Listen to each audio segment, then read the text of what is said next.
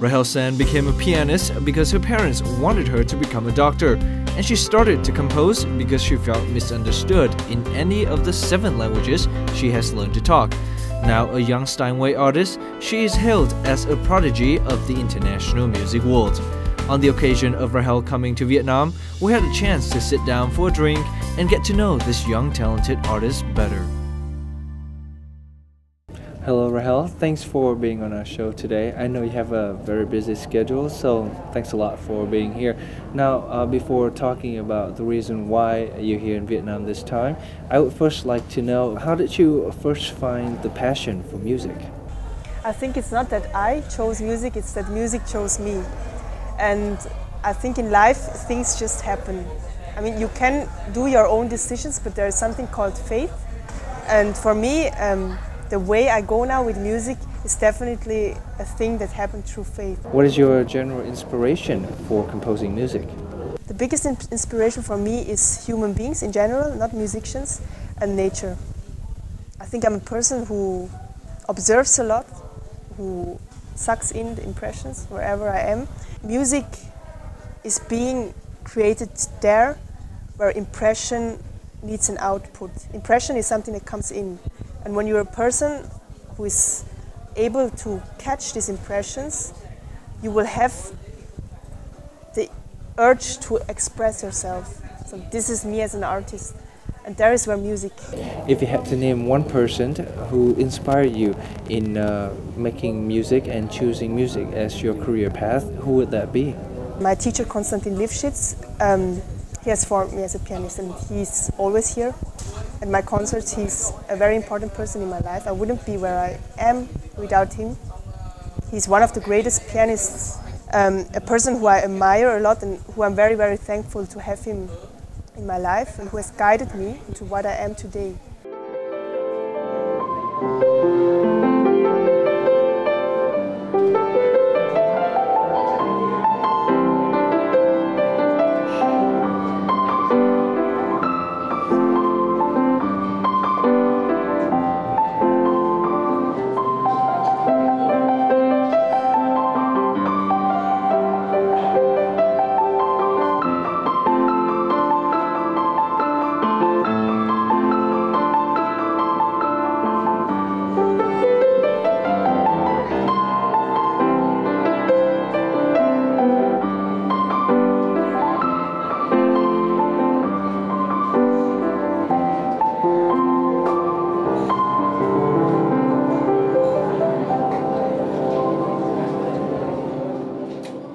Now, what is the goal of your concert here in Vietnam, and what do you hope to bring to the audience?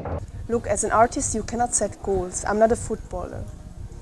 I'm not shooting balls. For me, it's, as an artist, you try to be heard. That's the most beautiful thing. That means people call you, people want you, people come to your concerts. That's very nice. But you cannot, as an artist, shoot balls because you wouldn't know where to shoot. For that, I have my manager. He kind of looks for the goals, and I just go. So I don't have a goal when I go somewhere. I give my best, I talk through my music, that's my job, that's my passion, that's what I can do. Can you tell us a little bit more about your future plan, and if you have any plans of coming back to Vietnam in the near future? I surely dream of having a lifelong career as a pianist. That would be nice, great and beautiful. I do all what I can, I work for it, I be creative, I do my job, but what future will bring, nobody knows. For Vietnam, I'm very, very looking forward to play here, to perform here next year. I'm very, very looking forward to come back again, to see this country again, and then I'll see whether people like my music or not. This is something which I cannot influence. Though Rahel is very busy preparing for her concert in Vietnam next year, she spent some time playing music with Vietnamese artists at the CEG Music Club. This is where many rising stars of the Vietnamese music scene gather and help each other improve their skills.